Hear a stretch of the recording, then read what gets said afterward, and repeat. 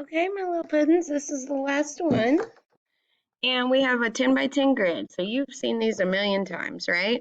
But usually we think of this as being broken into 100 pieces. But to make it easier than drawing 800 blocks, they're just going to say, look, this 100, let's pretend that it equals 800.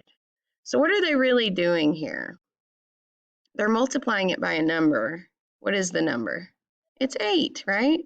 So really, instead of a block, one little square equaling 1, what does it equal in this situation? It equals 8, okay? But we're still going to count 17% just like it was 100. All right, so I'm going to actually use the black marker because it fills in a lot faster. So I'm going to count 1, 2, 3, 4, 5, 6, 7, 8, 9, 10. 11, 12, 13, 14, 15, 16, 17. So there's 17% out of 800. All right, well, what is 17% as a decimal? It's 0.17. And what did we say each block represents? Not 1, but what? But 8, right? So really, I don't need this there.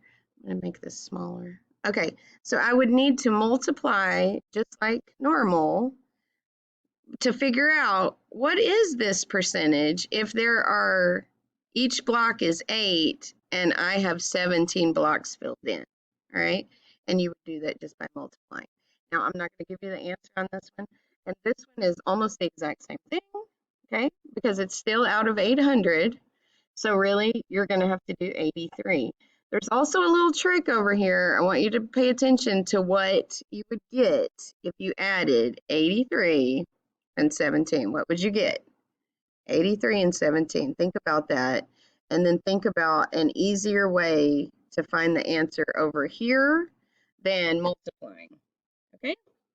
Good luck, my friends. Do good on your test. Use your strategies. Show your work. Be